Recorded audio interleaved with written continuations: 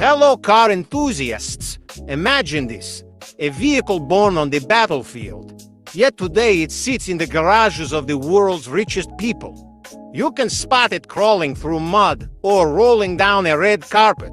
This is the story of the Mercedes G-Class, also known as the G-Wagen. But the real twist, the reason it survived, might be far more shocking than you think. In the mid-1970s, the world was still under the shadow of the Cold War. The Shah of Iran approached Mercedes with a request: design a rugged vehicle that could conquer any terrain for military use. Mercedes engineers teamed up with Austria's Daimler-Puch, and by 1979, the first G-Wagen rolled out for military service.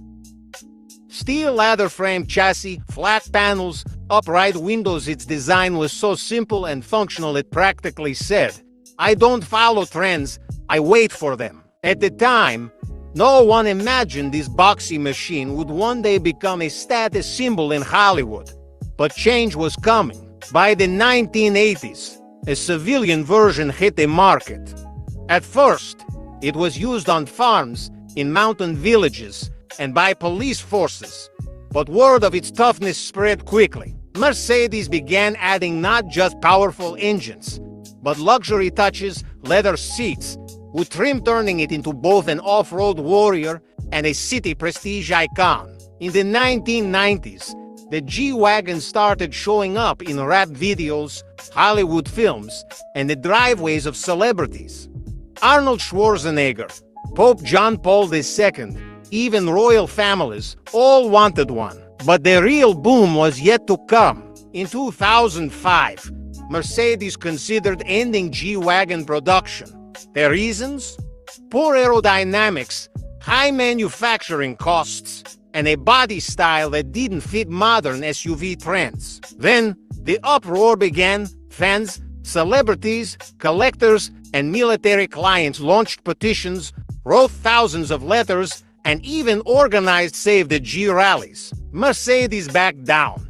Not only did they continue production, they unleashed AMG versions that turned the G into a performance icon.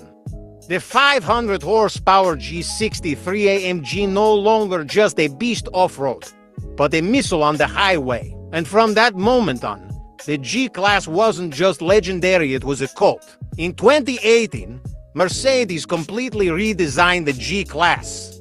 Yet somehow, it looked almost exactly the same. Upright lines, that solid click when you shut the door, the spare wheel hanging proudly on the back, all preserved. Inside, however, it became a technological paradise. Massive digital displays, massaging seats, advanced driver aids. Now you can find it tearing across the dunes in Dubai, cruising down Beverly Hills, or navigating the narrow streets of Istanbul.